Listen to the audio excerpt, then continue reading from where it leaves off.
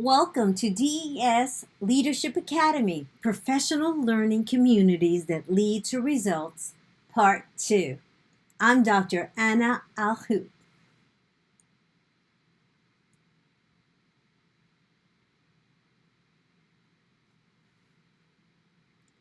Let's look at the professional learning communities for results process. First of all, you have to be committed to learn together, interdependently. It involves collaboratively planning, setting SMART goals, teaching the guaranteed and viable curriculum, administering common assessments, analyzing results, then planning and providing intervention or enrichment based on those results. Before you collaboratively plan, you create team norms. Then you assess current reality, set SMART goals, and determine guaranteed and a viable curriculum. We'll be looking at creating team norms and assessing current reality. Team norms are developed and agreed upon by all team members. This is an example of a team's norms. Come prepared to contribute to team discussions and, of course, to learning. Treat each other with respect. Be present. Stay engaged in the process. Be timely and accurate. No sidebar conversations. And do not take things personal.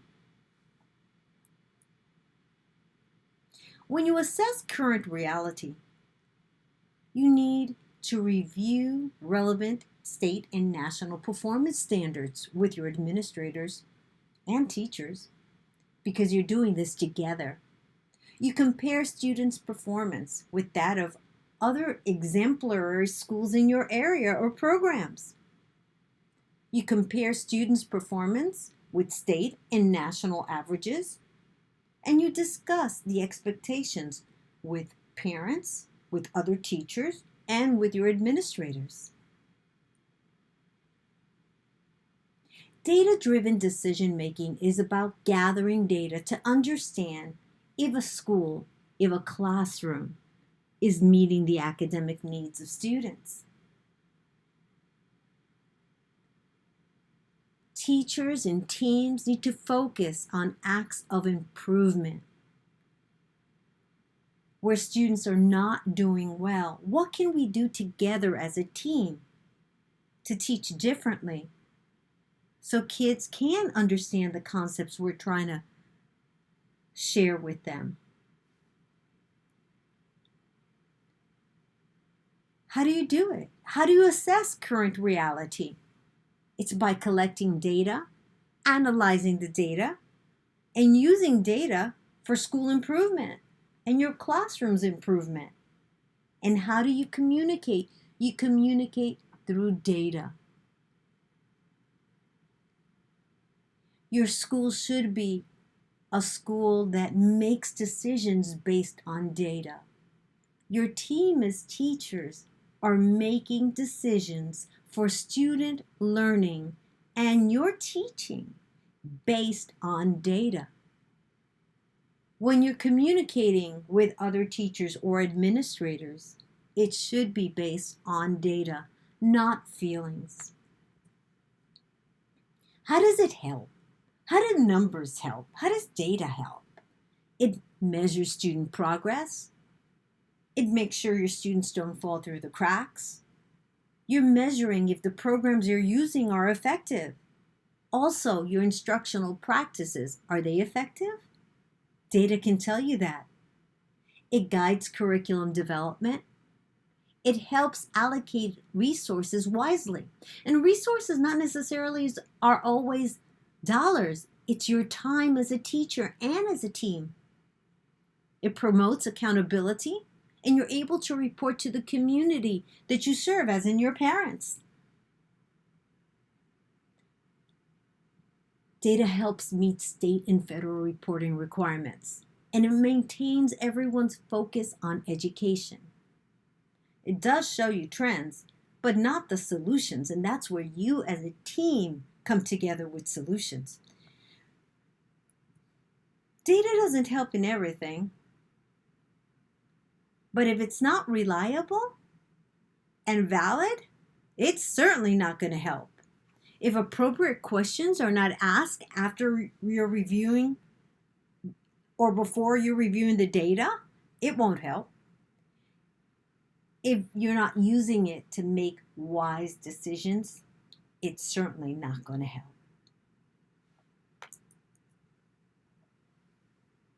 How can we use the data to make smart decisions? Well, it's by disaggregating the data.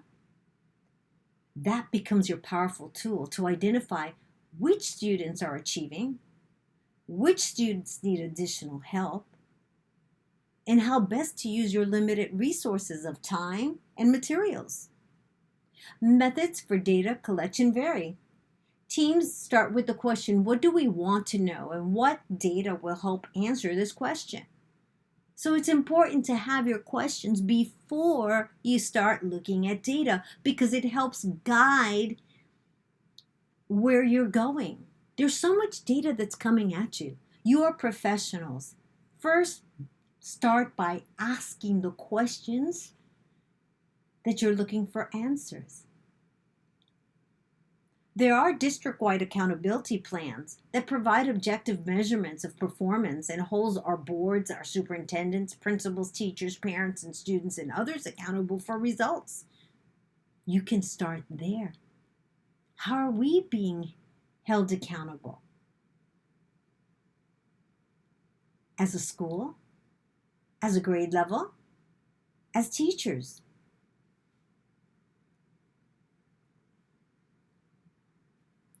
Testing results are more than just grades. You can use norm reference tests, the most common form of educational achievement tests. It compares individual students' performance with a national sample of others in the same grade. Usually it reports students scored in the 62nd percentile, meaning that they scored higher than 61% of the students who took the test.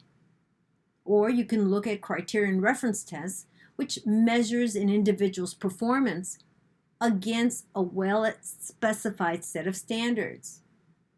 For example, advanced placement tests and national assessment tests. Or you can look at performance tests that require students to demonstrate their abilities via portfolios or presentations or experiments. There are different data types and applications.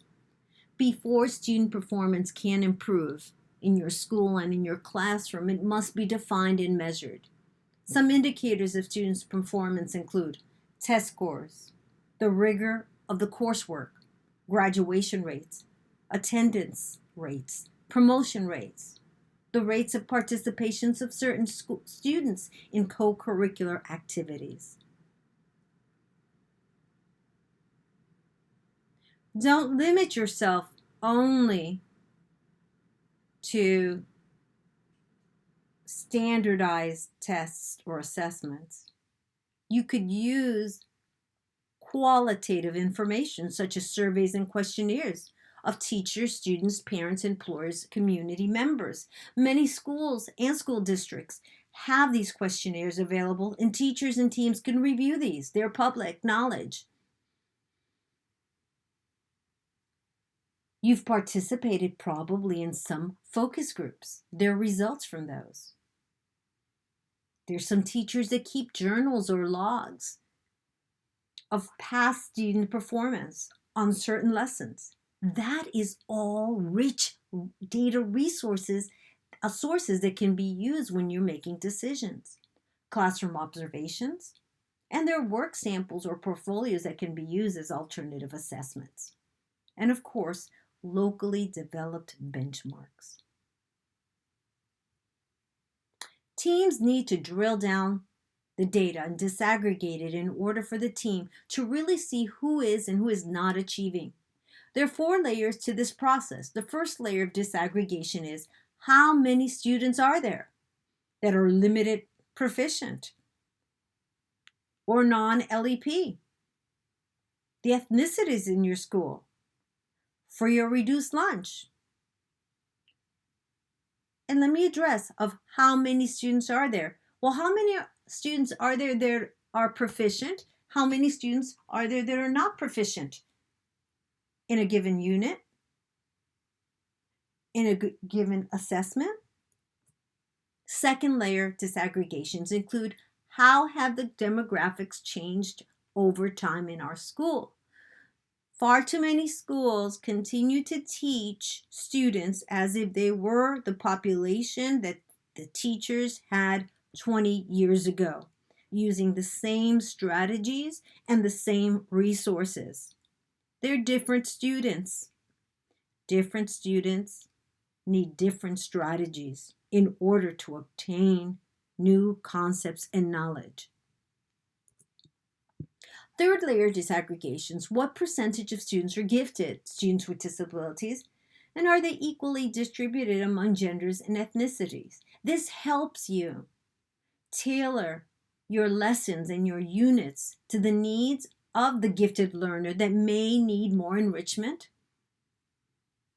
and the student with disability that may need a different way of teaching them, not watering the curriculum down, but giving the curriculum to them and providing it to them using different strategies and different approaches. The fourth layer disaggregation is how has the enrollment of our limited English proficient students entering the building changed over the years? Are there teachers on our staff that can help us accommodate this curriculum to help our students that speak another language that is not English? Do students with higher attendance get better grades? And if so, those that don't have better grades, are we coming up with different ways to catch them up when they do show up to school? Interpreting the data. Use the data from the same sources from year to year. Collect and analyze as much data as possible, and remember, have those questions on hand. Use multiple measures and consider the nature, size, and characteristics of the group being tested. Know what is being measured. So many times I've seen teachers teach what they like to teach, but not necessarily preparing students for what will be measured on the upcoming test. And then they wonder why students don't do well. Large-scale assessment data are about the school's program. The results of these assessments can help form improvements the school needs to make in their curriculum. Compare performance from different groups of students, and that's where you've disaggregated the data.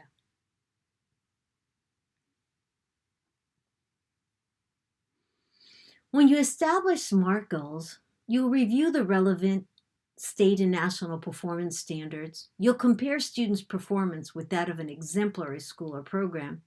Then you compare students' performance with state and national averages.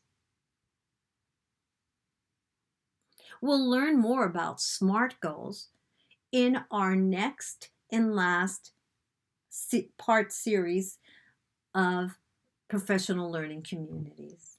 But today we looked at creating team norms and how to assess current reality using data. For part 2 assignments, I'd like you to read on why should we create norms, and I'd like you to identify the key considerations of establishing norms.